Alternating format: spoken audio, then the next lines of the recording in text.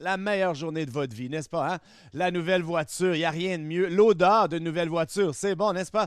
Vous étiez tellement excité lorsque vous êtes parti du concessionnaire qu'on le voyait sur votre visage. Hein? Tellement excité, peu importe que dès que vous sortiez du concessionnaire, vous aviez perdu 5 000 de valeur.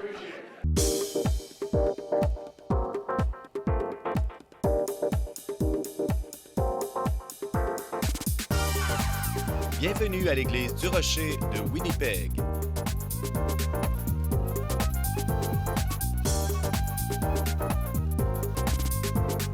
Demeurez avec nous pour un autre message qui provoquera votre pensée du pasteur Mark Hughes.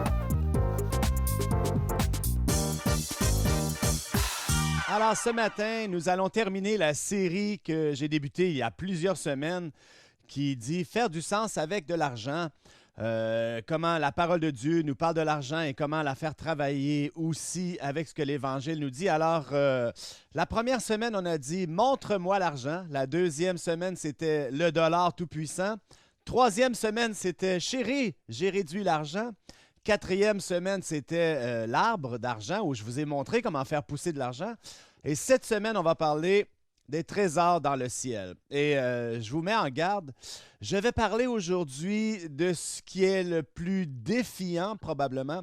Et une des choses que Jésus nous a dit qui est le plus difficile, où il nous dit d'amasser des trésors dans le ciel. Et il nous met au défi. Hein? Il dit, où vous investissez votre argent, voilà où sera votre valeur. Jésus dit ici, tu amasses des trésors sur la terre, les voleurs viendront voler. Et si les voleurs ne volent pas, eh bien, la rouille viendra. Et je le sais, hein? On se souvient tous d'avoir acheté un fauteuil Lazy Boy avec le massage, le son, les haut-parleurs, le levier, on se repose et on l'a payé en 36 paiements égaux. Mais voici ce que tout le monde sait. Un jour, ce divan, ce Lazy Boy terminera sa vie aux ordures avec des mythes à l'intérieur. Peu importe ce que vous achetez, peu importe ce que vous amassez pour vous-même, ça finira un jour aux ordures et détruit. Et si les mythes ne l'atteignent pas, la rouille va l'atteindre. Et vous savez ça, hein? Les voitures, hein? Qui ici, je pose la question, là, et soyez honnêtes, qui ici a déjà acheté une voiture neuve? Complètement neuve. Ah, plein de gens ont acheté des voitures neuves. La meilleure journée de votre vie, n'est-ce pas? Hein? La nouvelle voiture, il n'y a rien de mieux. L'odeur d'une nouvelle voiture, c'est bon, n'est-ce pas? Vous étiez tellement excité lorsque vous êtes parti du concessionnaire qu'on le voyait sur votre visage. Hein?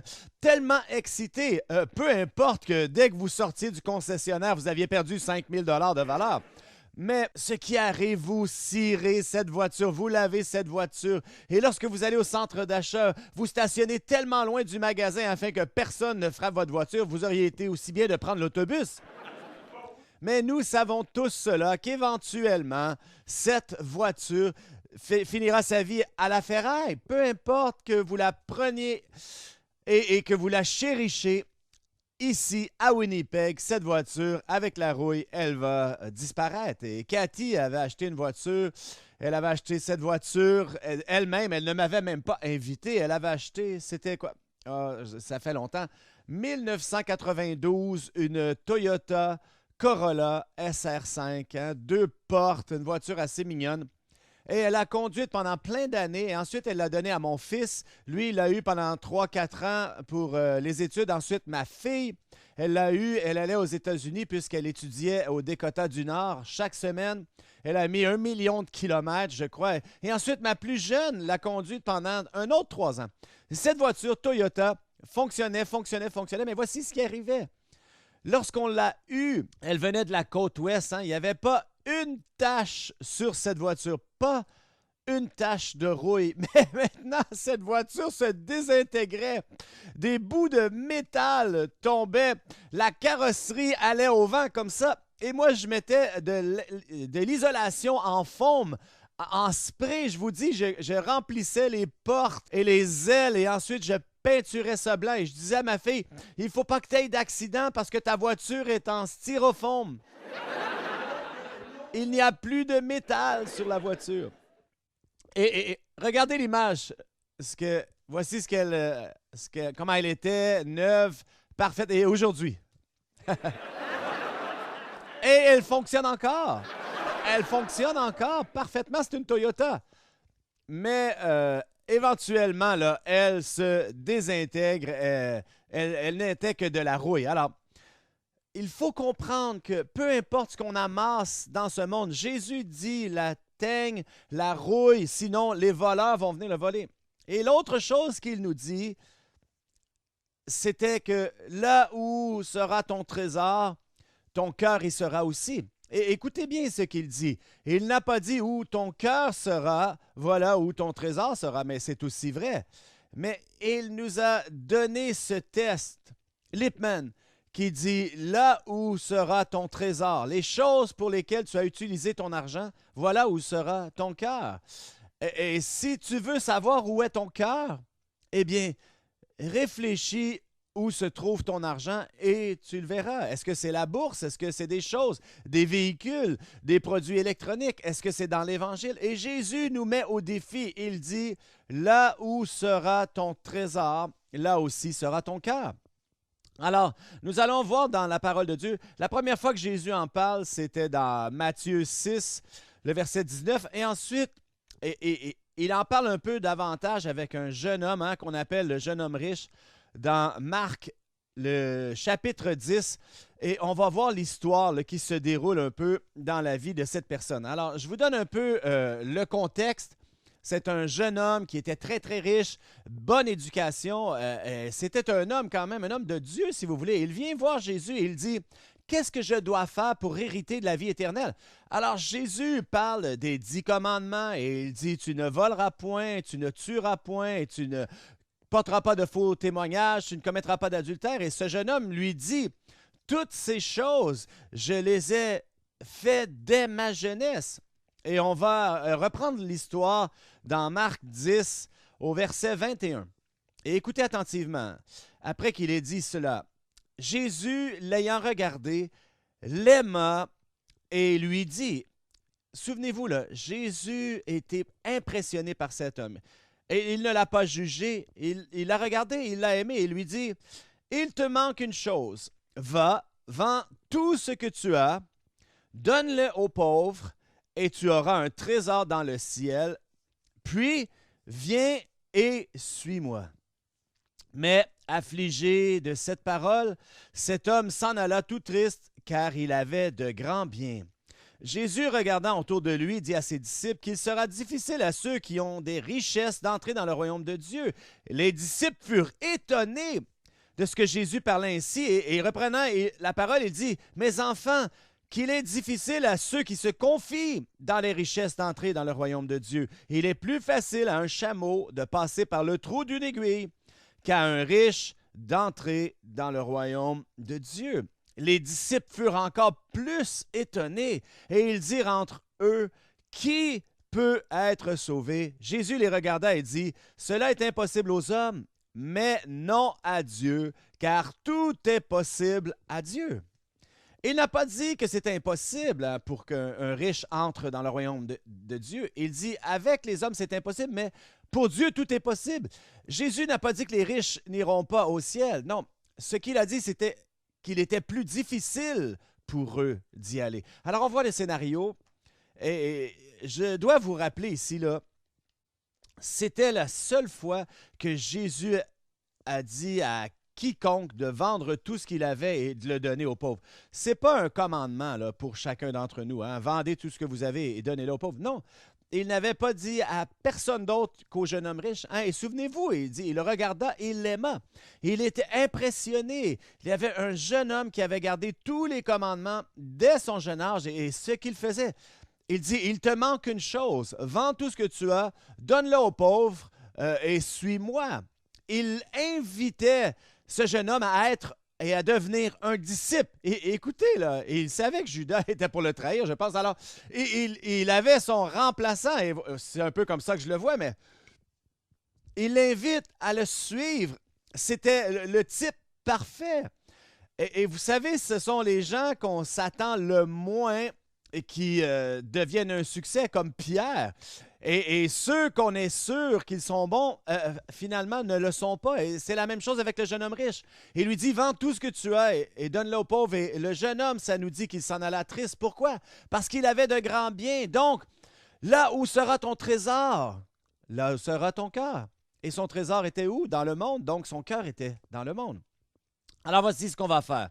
On va diviser ça. On va regarder à certaines choses. La première chose que je veux vous dire est ceci. Vous ne pouvez pas créer le ciel sur terre. Et un des grands défis, une des choses qu'on doit gérer dans la vie, c'est que nous essayons toujours de créer le ciel sur terre. Nous essayons toujours de bâtir des choses dans notre vie qui nous donnent ce sentiment d'intention. On a été créé pour le paradis, vous savez. On a été créé pour l'éternité. Alors, ce que nous faisons, c'est qu'on essaie de bâtir une partie du ciel. Et chacun d'entre nous, on veut créer notre petit coin de paradis, n'est-ce pas?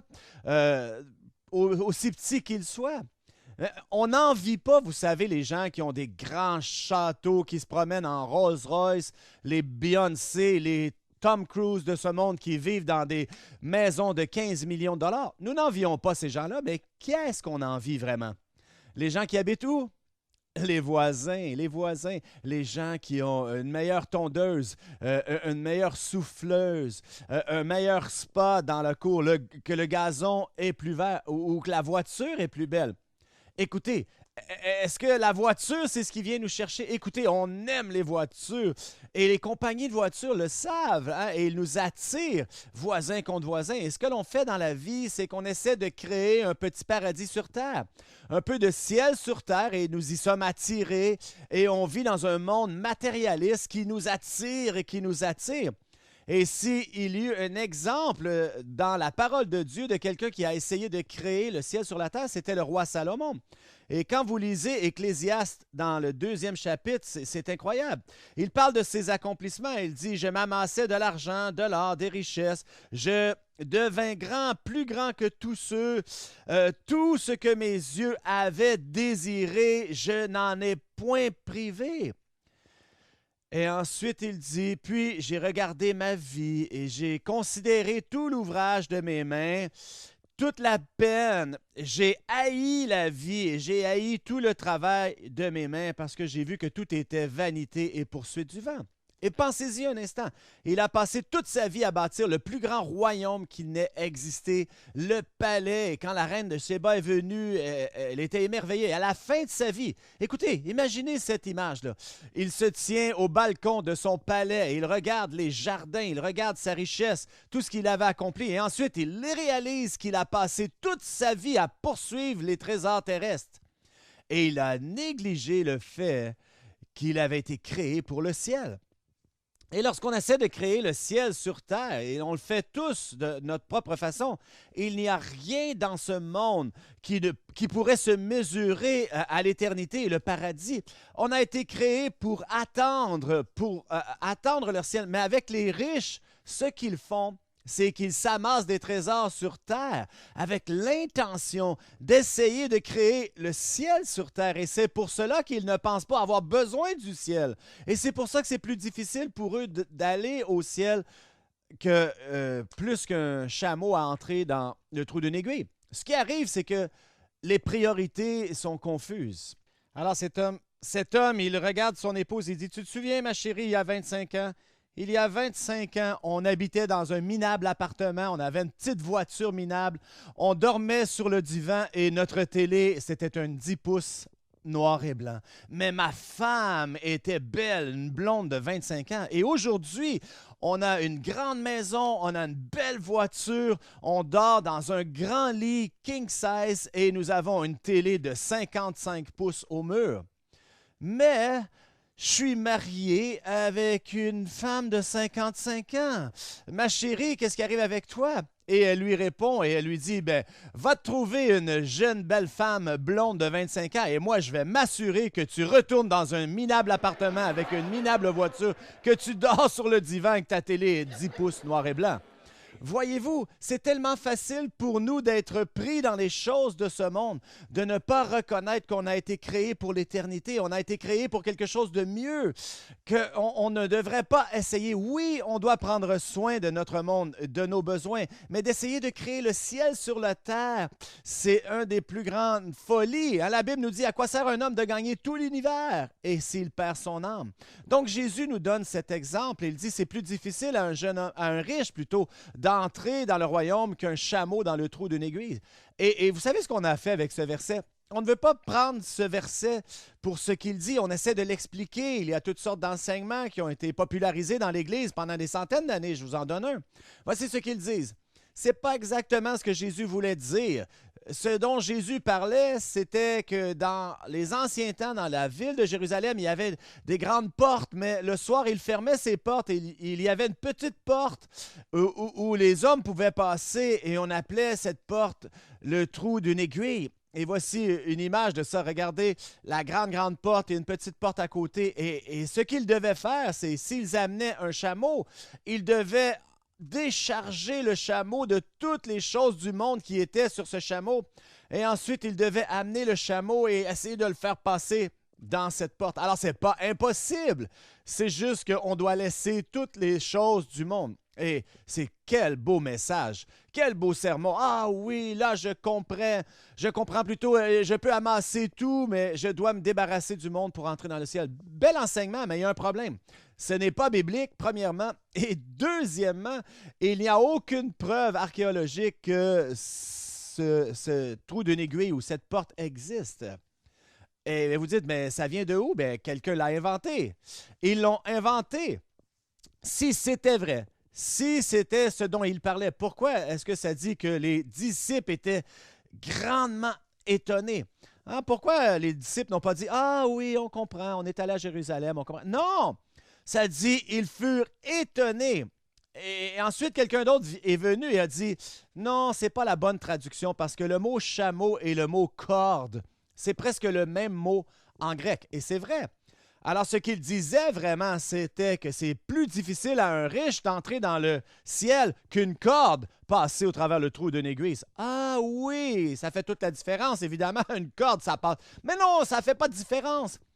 Ce que Jésus disait était ceci. Ce qui arrive avec les gens, c'est qu'ils sont tellement pris dans leur richesse qu'ils ne pensent pas avoir besoin du ciel parce qu'ils veulent le créer sur la terre. Et c'est pour ça que lorsqu'on arrivera au ciel, pas beaucoup de riches, pas beaucoup de nobles, pas beaucoup de puissants entreront dans le royaume. Pourquoi? Parce qu'ils ne pensent pas en avoir besoin. Leur argent est ici et ils ont créé leur paradis ici. Et c'est pour ça que Jésus dit, c'est difficile pour ceux qui ont des richesses et ceux qui se confient dans leurs richesses d'entrer dans le royaume de Dieu. Il y a cette grande histoire que Leighton Farrell, il est pasteur dans une église à Dallas et avant d'être pasteur, il y avait un homme qui allait à cette église-là et c'était un jeune homme et il a promis à l'église qu'il donnerait toujours 10% sa dîme à l'église. Et c'était facile pour lui parce que dans ces années-là, il gagnait quelques milliers de dollars par année. Donc, la première année qu'il a fait, il a gagné 10 000 dollars et il a donné 1 000 dollars à l'église et il était très heureux. Et Dieu a fait prospérer cet homme et il a fait 20 000, 50 000 dollars, 100 000 dollars. Et quand il faisait 100 000 dollars, il donnait 10 000 dollars par année à l'Église. Et ensuite, ça a continué et continué. Alors, il a changé d'église. Entre-temps, il avait quitté cette église. Le pasteur avait changé. Un jour, il a fait 1 million de dollars. Il a envoyé un chèque de 100 000 dollars à l'église. Il n'allait même plus à cette église, mais il avait fait cette promesse. Et l'année suivante, il a fait 6 millions de dollars. Et il a frappé à la porte du pasteur. Il dit, « Pasteur, tu sais qui je suis? » Il dit, « Je ne viens même plus à cette église. L'année passée, j'ai fait 6 millions de dollars. » Mais il dit, « Je ne peux pas me permettre de donner à l'église 600 000 dollars. Est-ce que tu peux faire quelque chose pour que je brise cette promesse? » Donc, le pasteur n'a rien dit. Il s'est agenouillé. Il a commencé à prier. Et là, l'homme était excité. Il dit, « Est-ce que tu pries et tu demandes à Dieu que je me libère de ma promesse? » Il dit, « Non, je prie et je demande à Dieu de réduire ton revenu à 10 000 dollars où tu pouvais donner ta dîme. » Et c'est une vraie histoire, une vraie histoire. Alors, la première chose, c'est ceci. Tu ne peux pas créer le ciel sur la terre. La deuxième chose, c'est tu peux investir dans le ciel. Tu peux investir dans le ciel. Ce que Jésus dit au jeune homme riche, vous savez, Et il ne disait pas de jeter son argent. Non, il disait à ce jeune homme riche, il dit, amasse-toi des trésors dans le ciel, investis dans le ciel, investis dans quelque chose de différent. Dès que ton argent est investi dans le monde, ton cœur est là. Mais il dit, tourne ton cœur vers les choses du royaume, investis dans le royaume, et si tu fais cela, tu investiras dans quelque chose de plus grand. Écoutez, c'est simple, Jésus nous met au défi. Jésus a une tâche et la tâche, c'est d'amener le ciel à tout le monde, l'éternité à tout le monde, mais ça va coûter quelque chose pour les amener là. Et c'est pour cela que la bénédiction qu'il nous donne, c'est qu'il nous donne le pouvoir d'acquérir les richesses pour établir des gouvernements sur terre. Mais trop souvent, c'est nous dépensons toute notre fortune, tous nos trésors sur terre et on néglige, certaines personnes négligent d'investir dans les choses célestes. Tout ce que vous abandonnez des trésors terrestres, vous les amassez comme des trésors au ciel. Et l'ironie, c'est que ça fait une différence sur terre. Dans les années 1800, il y avait cet homme, C.T. Studd, qui s'appelait, et tout le monde connaissait cet homme, là, et c'était une histoire un peu bizarre. Il était le champion de cricket de l'Angleterre et c'était le capitaine de l'équipe de Cambridge en Angleterre. Et vous savez, lui, il était aussi grand que Sidney Crosby ou Wayne Gretzky, Michael Jordan ou même Tiger Woods, peu importe. Ce nom était connu, c'était une super vedette, même sans les médias comme on a aujourd'hui. Tout le monde le connaissait, il était jeune. Sa famille était riche, il avait une grande éducation, il faisait partie de l'équipe Cambridge, il était le capitaine de l'équipe nationale, ils ont affronté l'Australie, ils ont terminé deuxième, mais peu importe, tout le monde parlait de ce jeune homme.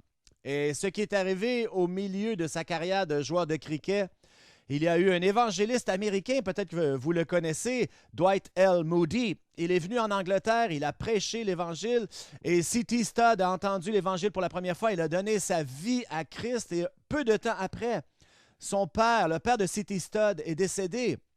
Et je vous ai dit qu'il venait d'une famille riche et son héritage était 29 000 livres. Et je sais que ça ne semble pas beaucoup d'argent, mais en 1800, c'était une fortune. C'était un peu l'équivalent de quelques millions de dollars. Hein. On pouvait vivre sur 100 dollars par année dans ces années-là. Donc, il hérite de cet argent. Alors, il est riche, il est célèbre, il a une belle éducation, il est jeune et il est à l'église, il écoute le message être prêché justement sur Marc 10, le jeune homme riche, et à quel point cet homme s'en alla tout triste parce qu'il avait de grandes possessions. Et à cet instant, il a réalisé, il a eu cette révélation, il s'est dit, je suis ce jeune homme riche.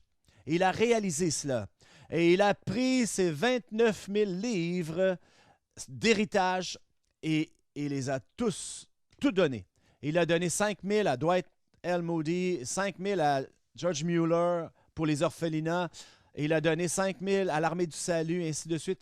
Et après, il s'est préparé, il s'est marié, il s'est préparé pour aller en Chine avec Hudson Taylor qui avait cette mission en Chine. Et il a décidé, ce jeune homme riche, bien éduqué, il avait décidé qu'il prendrait sa croix et qu'il suivrait Jésus et qu'il irait en Chine plutôt pour être missionnaire. Et ce qui est arrivé, c'est qu'il y a eu un autre groupe de jeunes hommes qui ont décidé de le suivre. Et les 6 autres, ils ont commencé à le suivre et ils sont devenus les évangélistes les plus célèbres d'Angleterre, probablement, les missionnaires, je veux dire. Et voici ce groupe de 6 gradués de Cambridge et 1 de l'armée. Voici une image. On les appelait les 7 de Cambridge. Hein? Et vous dites, pourquoi ressemblent-ils à des Chinois? Mais ils allaient en Chine, ils s'habillaient comme les Chinois pour les rejoindre. Et ils sont allés là-bas. Et ces jeunes hommes éduqués, motivés, avaient décidé de donner leur vie à Christ. Et quand on parle de faire un investissement dans le ciel, eh bien, leurs actions ont tellement inspiré les gens que dans les 15 années suivantes, 700 autres jeunes personnes les ont suivis pour être missionnaires à temps plein. C.T. Studd a passé toute sa vie comme missionnaire en Chine, aux Indes et finalement en Afrique, où il est décédé, je pense, quand il avait 70 ans, quelque chose comme ça. Donc, voici une image de ce qui peut arriver lorsqu'on investit dans le ciel. Donc, la première chose, c'est qu'on ne peut pas créer le ciel sur terre. Donc, ce que l'on doit faire, c'est investir dans le ciel. Et le dernier point, souvent les gens ratent cela. Qui dit qu'on ne peut pas faire des retraits? Vous pouvez faire des retraits. Et c'est un point, vous savez, qu'on ne réalise pas. Lorsque on vit, on amasse des trésors dans le ciel, on peut faire des retraits. C.T. Studd a donné 29 000 livres sterling et à la fin de sa vie, il avait amené des centaines de milliers de livres sterling en dons pour ses fondations. Il n'avait pas d'argent, mais Dieu a multiplié ce qu'il avait donné et c'est comme ça que ça fonctionne. Et laissez-moi vous parler de la fin de l'histoire qu'on a débutée. Jésus n'a pas fini. Continuons au verset 28 du chapitre 10 de Marc. Pierre se mit à lui dire, « Voici, nous avons tout quitté et t'avons suivi. » Jésus ne leur avait pas demandé ça, mais ils l'ont fait. Et Jésus répondit au verset 29, « Je vous le dis en vérité, il n'est personne ayant quitté à cause de moi, à cause de la bonne nouvelle, sa maison, ses frères, ses sœurs, sa mère ou son père, ou ses enfants ou ses terres. » Et écoutez là, bien ici au verset 30, « ne reçoivent au centuple présentement dans ce siècle des maisons, des frères, des sœurs, des mères, des enfants, des terres et des persécutions et dans les siècles à venir. » Vous comprenez la vie éternelle? Il a dit qu'ils recevront quand? Maintenant, dans ce siècle. Tout ce que vous abandonnez, que vous investissez pour le ciel, même s'il y a un avantage céleste, voici ce que je vais faire. Je vais vous le redonner au centuple dans votre vie. Ce que je vais faire, c'est que je vais le multiplier pour vous. Pourquoi est-ce qu'on pense que lorsqu'on s'amasse des trésors dans le ciel, qu'on ne reverra plus jamais cet argent? Lorsqu'on comprend ce dont je parle, de semer et de récolter dans cette série, lorsqu'on commence à investir dans l'Évangile, Dieu dit, « Tu es le genre de personne que je cherche. » Et il recherchait ce jeune homme riche, mais ce jeune homme riche est parti parce que son cœur n'était pas dans le royaume, mais plutôt dans le monde. Et lorsqu'on met nos yeux sur les choses du royaume, alors il dit ceci, et je termine avec cette pensée. J'ai déjà parlé de cela dans cette série, dans Malachie 3, le verset 10, quand il parle de la dîme. Le seul prophète italien, Malachi, j'aime l'appeler. Il dit, « Apportez à la maison du trésor toutes les dîmes et mettez-moi de la sorte à l'épreuve. » Et souvenez-vous, il dit, « Vous verrez si je n'ouvre pas pour vous les écluses des cieux. » Si je ne répands pas une bénédiction, pourquoi? Parce que vous avez investi dans le ciel. Et quand on investit dans le ciel, lorsque Dieu voudra, il ouvrira les écluses des cieux pour répandre en abondance la bénédiction. Et les mots, lorsqu'il dit les écluses des cieux, vous savez d'où cette expression vient? Vous allez aimer ça. Ça vient de l'histoire de l'arche de Noé. Lorsqu'il a dit qu'il était pour pleuvoir et lorsque la pluie est arrivée, la Bible nous dit qu'il a ouvert les écluses des cieux et il plut pendant 40 jours et 40 nuits.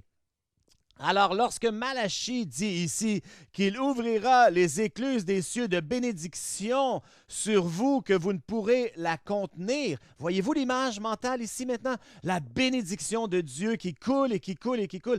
Qui ici, vous avez de la misère avec ça parce que vous n'avez plus de place pour accueillir la bénédiction? Il n'y a pas grand monde ici, n'est-ce pas? Oh, il me reste encore un peu de place. Il me reste encore un peu de place. Mais voilà ce que Dieu nous dit.